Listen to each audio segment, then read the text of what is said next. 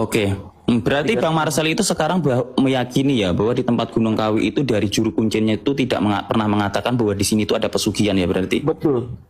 Berarti betul ya tidak ada pesugihan. Berarti orang yang datang ke situ mencari pesugihan itu hanyalah orang oknum-oknum yang tidak bertanggung jawab berarti. Bukan, orang-orang dungu yang percaya katanya, bukan dari faktanya. Gunung Kawi adalah gunung paling terfitnah di dunia gitu. Gitu. Tapi sebenarnya mereka juga setuju bahwa memang kegiatan ada di beberapa titik, ada tuh kegiatan pesugihan-pesugihan gitu. Walaupun tidak semua pesugihan itu benar berhasil ya jadinya. Gua aja bingung gitu mau memposisikan diri di mana gitu. Gue lagi pengen ngejelasin tentang pesugihan yang ke sono. Terus ada yang bilang gue jadinya bela yang ini, bela. Kalau yang saya lihat tujuan pesulap merah memang bagus ya. Saya katakan dia membongkar trik-trik yang ibaratnya membawa nama agama lah, bagus. Tapi kok semakin kesini itu kok semakin gak jelas itu. Kenapa saya mengatakan gak jelas? Justru. Assalamualaikum warahmatullahi wabarakatuh. Halo sahabat Surah Pentol, Hanel yang selalu membahas berbagai peristiwa viral dan mereaksi beragam opini yang sedang ramai diperbincangkan. Semoga semuanya sehat, bahagia, dan selalu dalam lindungan Tuhan Yang Maha Esa. Teman-teman, kali ini kita akan membahas Bang Densu, pesulap merah, dan polemik Gunung Kawi yang kembali memancing perdebatan. Setelah sebelumnya muncul berbagai klarifikasi mengenai anggapan Gunung Kawi sebagai tempat pesugihan, kini justru muncul pernyataan-pernyataan baru yang membuat publik kembali bertanya-tanya. Apakah sebenarnya yang dimaksud? Benarkah ada perubahan pandangan? Atau justru persoalannya semakin melebar kemana-mana hingga mengundang reaksi dari banyak kreator konten dan netizen? Tonton videonya hingga usai, karena saya akan memberikan komentar cukup panjang di bagian akhir video. Yuk kita tonton videonya. Dia juga menggunakan kesempatan untuk menguntungkan dirinya sendiri. Pesugihan blorong, ada no pesugihan, ada yang mau bilang satu hotel pesugihannya buto ijo. Kakak tahu PRJ? Kalah sama Gunung Kawi ramenya. Dan tahukah aku juga ketemu sama 4 orang artis.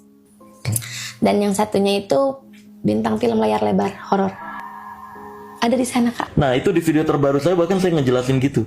Di Gunung Kawi juga saya tanya, menyisir tempat-tempatnya, bahas pesugihan ada atau tidak. Tidak pernah ada. Kuncennya bahkan menyebutkan itu hanya isu yang dari dulu. Bahkan kalau di Densu juga itu dari keturunan pesarian Gunung Kawinya langsung, anaknya langsung menjelaskan bahwa tidak pernah ada pesugihan. Bahkan Gunung Kawi, pesarian dan keratonnya ini tercemar nama baiknya akibat isu pesugihan tersebut. Gunung Kawi itu kesannya tempat yang buruk. Padahal sebenarnya tidak semua area ada tuh yang namanya pesugihan-pesugihan. Memang ada di beberapa titik. Tapi itu kan kerjaan oknum saja. Nah, di Gunung Kawi itu kan biasanya orang tuh kayak ziarah. Kemudian mereka bukan fokus ke pesugihan, tapi ada yang memanfaatkan momen itu. Sehingga akhirnya gue kepikiran bikin podcast itu. Bukan untuk kenapa-napa, karena waktu itu ada Marcel yang pernah ke sana. Terus memang mengaitkan kontennya itu dikaitkan dengan RO dan SW. Tapi sebenarnya gue bukan ke sana arahnya. Sebenarnya lebih kepada keresahan masyarakat di Gunung Kawi yang merasa bahasanya gini, kami itu merasa bahwa Gunung Kawi adalah gunung paling terfitnah di dunia gitu. Gitu. Tapi sebenarnya mereka juga setuju bahwa memang kegiatan ada di beberapa titik, ada tuh kegiatan pesugihan-pesugihan gitu. Walaupun tidak semua pesugihan itu benar berhasil. Mungkin ada lah ya dan itu. Pada akhirnya jadi bola liar di fans mereka berdua. Iya. Ada nggak sih sosok-sosok publik yang terkenal powerful di Indonesia, kamu tahu, nggak usah sebut namanya, ada anggota di Gereja Setan? Ada. Musician? Politician? Ada. Businessman? Ada. Bu, itu kalau itu mah banyak, Bu. Blorong, ada no pesugihan, ada yang mau bilang satu hotel pesugihannya buto ijo. Bosnya nggak tahu, tapi karena ditekan untuk target, Iya, harus nyari itu kan. jadi ya terpaksa manajernya main tidak mau di belakang meja kasir ada demit-demitnya. Tapi pertanyaan orang, jadi yang ownernya ini kedap kutubnya enggak, karena siapa yang menanam, siapa yang menabur, dia yang menuai. Bos kan nggak pernah menabur, yang menabur manajer. Nah, tapi kan mal tetap aja. Nah, itulah namanya kekayaan orang fasik. Manajer yang melakukan, bosnya yang tambah kaya. Woi, ya pesulap warna red, pesulap merah Magic Wibiniu, ngapain tiba-tiba random lo klarifikasi? suka ngarang deh. Kenapa? Dapat pembukaan mulut, takut dilaporin atau apa? Nasi udah menjadi bubur, ya. Lu pakai bawa-bawa akunnya backpacker segala. Ini semua juga yang ngebocorin pertama lu yang temil. Bilang ke kawi-kawi itu Sarwendah lah. Ini sorry ya, terlepas yang pro dan kontranya ke Sarwenda ya. Tapi lu juga udah salah kayak begitu. Karena kalau tanpa lu ada ngomong kayak begitu, nggak akan ada muncul yang heboh-hebohan kayak begini dengan sebutannya sarkawi-sarkawi segala macam itu. Ya kan? Aturan kalau mau mau klarifikasi di awal-awal, lu mah kalau udah nasi menjadi bubur begini, udah menjadi tembok beton, lu baru pengen lu rubuhin. Ribet kan jadinya. Lagian juga kemarin kan masalahnya bisa panas Sarwenda itu kan gara-gara kan dari dirimu. Bener-bener panasnya gitu kan, pencapan dan pembukaan tabir, riset masalah kawi. Kalau sebelumnya kan nggak begini, biasa aja. Lunya aja yang terlalu kentara banget gitu, udah dilakukan secara sadar intinya, udahlah, ya kan? Terus kamu juga sendiri yang ngebongkar-bongkar semua tamu-tamu yang hadir di sana tulisan nama. Memang nggak ada kerjaan kan, makanya apa-apa dipikirin dulu. Ya nggak ada angin, nggak ada hujan, pansosnya kali ini lu salah. Ya kalau lu klarifikasi begitu malah tambah digoreng lu beneran sama netizen udah terlalu kesumat sama tingkah-tingkah lu kemarin ini. Ya. Nggak usah bilang yang tamu narasumbernya backpacker yang menghubung-hubungkan dengan apa yang lagi viral sekarang antara RO dan SW. Kenapa nggak muncul di podcast-podcast lain terus kamu tantang terus kamu suruh konten, ngapain? Namanya orang-orang ini juga kalau misalnya dia ke podcast, dia minta dirahasiakan identitasnya, dia juga bertaruh nyawa sama dia juga bukan tipikal orang yang mau cari clear dari kasus apa gitu, enggak ya, namanya backpacker akun mistis, dia kebenaran menemukan platform yang mungkin cocok dia untuk angkat bicara. Ya kan, kenapa harus menemutari podcast segala macam? Udahlah, diam lah ya. Makanya jangan kalau misalnya mau jadi pansos, jadi orang yang punya spiritualism, lihat-lihat dulu. Zaman sekarang bukan masalah bongkar-bongkaran, ya masalah you have to know what you do gitu kan, consequences-nya. Masalahnya ini sesuatu hal yang lagi ada perkara, terus lu juga ikut nimbrung di situ. Nggak usah pakai klarifikasi segala lah. Ya kan, kemarin kuncinya udah digoreng abis kan, tiba-tiba ngomong masalah tidak benar. Nah sekarang lu ikut-ikutan begini, ya orang sendiri yang mancing namanya sampai keluar begitu. Ya kan, lu obrak-abrik tuh Gunung Kawi sampai orang dari pihak Gunung Kawinya sendiri melarang konten kreator untuk membuat vlog atau syuting-syuting di situ karena udah terlalu merusak kesakralan di daerah situ. Ya kan, karena dipertaruhkan juga. Ya kan, kucing-kucing di sana juga dapat teguran jadinya ntar. Pesulap red magicku hibiniu, pesulap merah darah. Shut your mouth. Kakak tahu PRJ? Kalah sama Gunung Kawi ramenya. PRJ? Kalah ramenya. Tapi kita satu sama lain itu enggak saling mengganggu. Maksudnya masing-masing aja gitu. Dan tahukah aku juga ketemu sama 4 orang artis. Artis? Model, bintang film yang cukup agak usia tapi belum redup sampai hari ini. Masih eksis? Masih eksis. Ada juga yang bintang FTV. Oke. Masih, tapi itu kurang eksis sih, maksudnya tapi terkenal lah gitu kan. Ada juga yang dia itu penyanyi, tapi penyanyi dangdut. Dan yang satunya itu bintang film layar lebar horor. Ada di sana Kak. Umur berapa aja sih? Masih pada muda, yang itu palingan umur 50-an lah, yang itu semua perempuan. Tapi kita satu sama lain itu rumah makan pakai penglaris itu udah biasa. Bahkan menurut saya 80% rumah makan itu pakai penglaris. Ini kejadian sudah lama. Saya dan ibu angkat saya itu pulang dari pabrik bersama suami saya juga ya. Terus biasalah setelah pulang kerja kami tuh biasanya makan bareng. Nah saya bilang sama ibu angkat saya, ayo kita makan ke salah satu restoran ini, ke salah satu rumah makan ini. Karena kata kakak saya, rumah makan ini makanannya enak. Yang kasih tahu sih kakak ipar saya ya. Dan kakak saya menyampaikan ke saya, cobain tuh ada restoran jualan, ya biasalah kayak lalapan gitu. Cuman bentuknya sudah rapi lah, restoran gitu. Sebelum kami ke sana, ibu angkat saya ngomong, yakin mau ke sana, yakin. Karena kan pabrik kami di Gianyar. Cuman ini tempat makannya jauh banget dari pabrik ke Denpasar. Tapi ya masih agak ujung lagi lah dari pabrik kami gitu loh. Dan saya bilang yakin, nggak apa-apa kan sekalian kita ke sana gitu. Sampai di sana, begitu sampai di depannya, saya bilang nggak enak banget ya Bu tempatnya. Nggak enak dalam artian hal-hal yang negatif. Dan ibu angkat saya masih bilang kayak yakin nih mau di sini. Iya ya udahlah, udah sampai sini coba aja, katanya enak gitu. Sampai di dalam duduklah kita dan memesan makanan. Entah gimana hari itu restoran tuh emang rame full ya. Tapi saya tahu ada satu ruangan di restoran itu tuh ada ruangan tempat khusus yang stafnya pun nggak boleh masuk, tempat mereka pemujaan. Jadi pemilik restoran ini sudah melakukan pesugihan dan juga penglaris. Nah, yang jadi korban dari pesugihan dan penglarisnya ini bisa diambil dari kita orang-orang yang makan di sana, yang memang dipilih oleh makhluk tersebut, atau bahkan dari pegawainya. Alasannya apa? Kita bisa dipilih sebagai korban itu kalau jiwa kita remah. Jadi makhluk itu juga tahu ya, dan dia tuh suka yang mana, itu dia yang memilih. Nah, ketika kami makan, pegawai yang meladeni kami itu kelihatan sedikit kebingungan ya, kayak orang linglung gitu. Dan sempat pesanan kami lama keluar, beberapa kali juga tuh di dapur itu kayaknya ada kesalahan tentang pesanan kami gitu. Kemudian saya dengan ibu angkat saya ngobrol bahwa memang si pegawai itu adalah the next tumbalnya. Dan rencananya akan dibuat kecelakaan hingga meninggal ketika pulang kerja nanti. Dia itu kerja shift malam, jadi dia pulang kerja malam itu akan terjadi kecelakaan dirinya itu. Dan kami memang ditugaskan lah ya ke sana untuk nolong dia, dengan kami itu doain dia. Jadi ketika dia menyajikan makanan kami, ibu angkat saya tuh ngeliatin dia sambil terus kan didoakan dalam hati ya, supaya Tuhan itu memberikan penjagaan bagi dia. Karena dia juga kerja di sana itu benar-benar untuk menghidupi keluarganya. Jadi dia itu adalah tulang punggung keluarganya, yang mana bapaknya udah nggak ada, yang tersisa hanyalah ibunya dan 3 orang adik yang masih sekolah. Ya dia benar-benar kerja buat keluarga, dan kalau nggak ada dia, keluarganya tuh ya bisa dibilang nggak bisa hidup gitu. Tapi setelah balik dari sana, saya itu pulang ke rumah itu jalannya memutar agak jauh gitu. Kami emang harus memutar jalan, nggak bisa ikut jalan yang biasanya karena memang ada makhluk yang mengikuti kami. Karena kan tahu ya kalau orang itu didoakan gitu. Puji Tuhannya memang penjagaan Tuhan itu nyata. Dia selamat, tidak terjadi kecelakaan apapun pada dirinya. Terus yang digantiin jadi tumbal siapa? Salah satu keluarga dari pemilik restoran itu sendiri, dan orangnya pun masih muda. Nah teman-teman, bersyukurlah kalau kalian itu bekerja di tempat-tempat yang memang atasan kalian, bos kalian, pemilik perusahaan kalian itu adalah orang yang takut akan Tuhan, bukan orang yang memakai hal-hal negatif itu. Karena kejadian seperti ini nggak cuma 1-2 kali saya temui, tapi banyak sekali.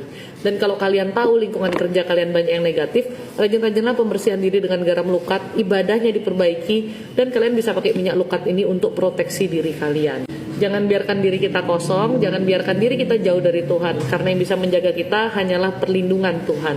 Kalau yang saya lihat tujuan pesulap merah memang bagus ya. Saya katakan dia membongkar trik-trik yang ibaratnya membawa nama agama lah, bisa dikatakan nama agama yang harus pakai bacaan doa ini, doa itu, dan lain sebagainya. Di sini sebetulnya alurnya bagus, tapi kok semakin kesini itu kok semakin gak jelas ini mas.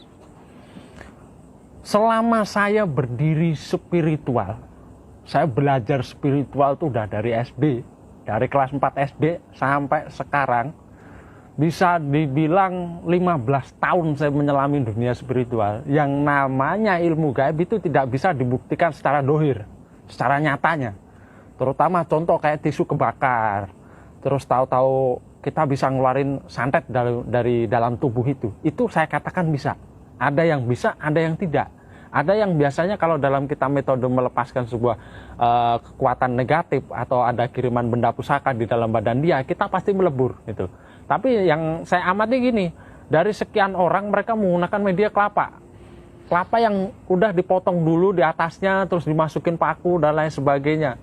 Itu kan untuk memanipulasi. Manipulasi sebetulnya tujuan mereka agar orang ini percaya bahwasanya dia kena santet. Tapi kalau di sini tipenya memanfaatkan, itu kan juga nggak bagus. Kalau dalam pengamatan saya seperti itu. Jadi lebih dasarnya gini, gimmick ini sendiri, ilmu gaib ini sendiri. Kalau ilmu gaib yang bisa merasakan itu roso. Kalau bahasa orang Jawa, roso ini pangroso. Nggak bisa dinyatakan secara dohir. Dohir dalam artian, wah ini nanti bisa meletus, ini bisa keluar api, ini bisa ini. Sejarah saya selama saya berdiri spiritual belum pernah mas saya ngelakuin seperti itu. Teman-teman, setelah menyaksikan keseluruhan video tadi, sekarang izinkan saya menyampaikan pendapat saya secara pribadi. Sekali lagi, ini murni opini saya sebagai konten kreator yang sedang mereaksi sebuah konten. Jadi kalian boleh setuju, boleh juga tidak setuju. Justru saya berharap nanti kolom komentar menjadi tempat diskusi yang sehat selama tetap saling menghormati. Kalau saya mengamati dari awal sampai akhir, sebenarnya polemik yang terjadi bukan lagi sekadar membahas ada atau tidak adanya pesugihan di Gunung Kawi. Menurut saya, persoalan ini sudah bergeser menjadi perang opini. Orang akhirnya tidak lagi fokus mencari fakta, tetapi lebih sibuk membela tokoh favoritnya masing-masing. Ada yang apapun yang dikatakan pesulap merah pasti dianggap benar. Sebaliknya, ada juga yang apapun yang dikatakan oleh pihak lain pasti langsung dipercaya tanpa proses berpikir kritis. Padahal, menurut saya, cara seperti itu kurang baik. Dalam persoalan yang menyangkut keyakinan budaya, tradisi, hingga hal-hal yang dipercaya sebagian orang sebagai sesuatu yang gaib, tentu kita harus lebih berhati-hati. Jangan sampai hanya karena satu potongan video, satu kutipan kalimat, atau satu cuplikan podcast, kita langsung mengambil kesimpulan besar. Saya juga melihat Bang Densu dalam video ini mencoba menjelaskan bahwa yang menjadi persoalan adalah stigma terhadap Gunung Kawi. Kalau memang benar masyarakat setempat merasa tempat mereka selama ini mendapat cap negatif, tentu wajar apabila mereka ingin meluruskan. Tidak ada satu daerah pun yang ingin dikenal hanya karena isu-isu yang belum tentu mewakili keseluruhan kondisi di sana. Namun di sisi lain, saya juga bisa memahami mengapa masih banyak masyarakat yang percaya bahwa praktik-praktik tertentu memang ada dilakukan oleh oknum-oknum. Kata kuncinya adalah oknum. Menurut saya, dua hal ini jangan dicampur adukan. Jangan karena ada sebagian kecil orang melakukan sesuatu, kemudian seluruh kawasan langsung diberi label yang sama. Itu jelas tidak adil.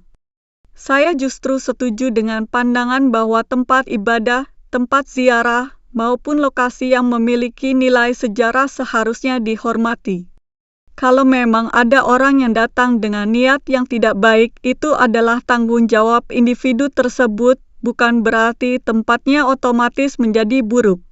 Kemudian mengenai pesulap merah, saya juga punya pandangan tersendiri. Saya tidak menutup mata bahwa di awal kemunculannya, banyak konten yang menurut saya memberikan edukasi kepada masyarakat, terutama terkait praktik-praktik penipuan berkedok supranatural. Banyak masyarakat yang sebelumnya mudah tertipu akhirnya menjadi lebih kritis. Itu menurut saya merupakan sisi positif yang tidak bisa dipungkiri. Akan tetapi ketika sebuah isu sudah berkembang sangat luas, menurut saya setiap tokoh publik harus semakin berhati-hati dalam memilih kata-kata. Di era media sosial sekarang, satu kalimat saja bisa dipotong, disebarkan, lalu dimaknai berbeda oleh jutaan orang. Bahkan seringkali konteksnya hilang sama sekali. Karena itulah saya merasa semua pihak perlu lebih bijaksana, baik yang pro maupun yang kontra. Jangan sampai tujuan awal ingin memberikan edukasi justru berubah menjadi saling menyerang pribadi. Ketika diskusi berubah menjadi adu ejekan, masyarakat juga yang akhirnya bingung harus percaya kepada siapa. Hal lain yang menarik perhatian saya adalah bagaimana netizen sekarang sangat cepat membentuk opini. Kadang sebuah video baru tayang beberapa menit saja, komentar sudah ribuan. Padahal belum tentu semua yang berkomentar benar-benar menonton sampai selesai. Fenomena seperti ini menurut saya sangat disayangkan. Saya pribadi selalu berusaha mengingatkan diri sendiri bahwa mendengarkan penjelasan lengkap jauh lebih penting daripada hanya melihat potongan video viral. Karena seringkali inti pembahasannya justru ada di bagian yang tidak viral. Kalau berbicara soal perkara gaib, saya memilih bersikap hati-hati. Sebagai orang beriman, saya percaya bahwa ada hal-hal yang memang tidak bisa dijangkau oleh logika manusia sepenuhnya. Namun pada saat yang sama, saya juga percaya bahwa tidak semua klaim tentang dunia gaib otomatis benar. Disinilah pentingnya kebijaksanaan ilmu dan kehati-hatian agar kita tidak mudah percaya, tetapi juga tidak mudah menolak mentah-mentah. Menurut saya, sikap yang paling aman adalah tidak gampang menghakimi. Jangan mudah menuduh seseorang melakukan sesuatu tanpa bukti yang jelas. Tetapi juga jangan mudah percaya kepada semua cerita yang beredar hanya karena disampaikan dengan meyakinkan. Dalam kasus Gunung Kawi ini, saya berharap masyarakat bisa membedakan antara sejarah sebuah tempat, tradisi masyarakatnya, aktivitas para peziarah, dan tindakan oknum tertentu. Jangan semuanya dicampur menjadi satu. Kalau memang ada pelanggaran hukum, biarkan aparat yang menangani. Kalau ada persoalan keyakinan, biarkan menjadi ranah masing-masing sesuai agama dan kepercayaannya. Yang paling saya khawatirkan justru ketika media sosial mulai membentuk persepsi negatif terhadap sebuah daerah tanpa melihat kondisi sebenarnya. Dampaknya bisa panjang. Pariwisata bisa terganggu, masyarakat sekitar bisa dirugikan, bahkan generasi muda di daerah tersebut bisa ikut menerima stigma yang sebenarnya belum tentu pantas mereka terima. Saya juga ingin mengajak teman-teman untuk lebih bijak ketika menyaksikan konten-konten seperti ini. Jadikan sebagai bahan informasi, bukan sebagai alasan untuk membenci orang lain. Tidak semua perbedaan pendapat harus berakhir dengan permusuhan. Kadang kita hanya berbeda sudut pandang. Terakhir, saya ingin mengingatkan bahwa setiap konten kreator pasti memiliki gaya penyampaian masing-masing. Ada yang lebih keras, ada yang lebih santai, ada yang lebih provokatif, ada yang lebih akademis. Sebagai penonton, kita juga mempunyai tanggung jawab untuk menyaring informasi. Jangan menelan mentah-mentah semua yang kita lihat di internet. Kalau menurut saya pribadi, polemik seperti ini akan terus muncul selama masyarakat masih lebih menyukai sensasi dibandingkan substansi. Semoga ke depan semakin banyak diskusi yang menghadirkan data, menghadirkan narasumber yang kompeten, dan tidak sekedar mengejar viral. Bagaimanapun juga, tujuan kita sebagai penonton seharusnya adalah menambah wawasan, bukan memperbanyak permusuhan. Kalau memang ada perbedaan pandangan, mari kita hadapi dengan kepala dingin. Karena belum tentu orang yang berbeda pendapat adalah musuh kita. Nah teman-teman, itu tadi pendapat saya mengenai video yang baru saja kita saksikan. Sekali lagi, ini hanyalah opini pribadi saya. Saya tidak memaksa siapapun untuk setuju. Justru saya ingin mendengar pendapat kalian juga. Kalau menurut kalian bagaimana? Apakah klarifikasi yang muncul sudah cukup menjawab polemik yang berkembang? Atau justru masih menyisakan banyak pertanyaan? Silakan tuliskan pendapat kalian di kolom komentar dengan bahasa yang santun dan saling menghormati. Jangan lupa dukung terus Hanel Surapentol dengan menekan tombol like, subscribe, dan aktifkan lonceng notifikasinya agar tidak ketinggalan video-video reaksi terbaru dari Hanel ini. Terima kasih sudah menonton sampai akhir. Saya pamit undur diri. Wassalamualaikum warahmatullahi wabarakatuh.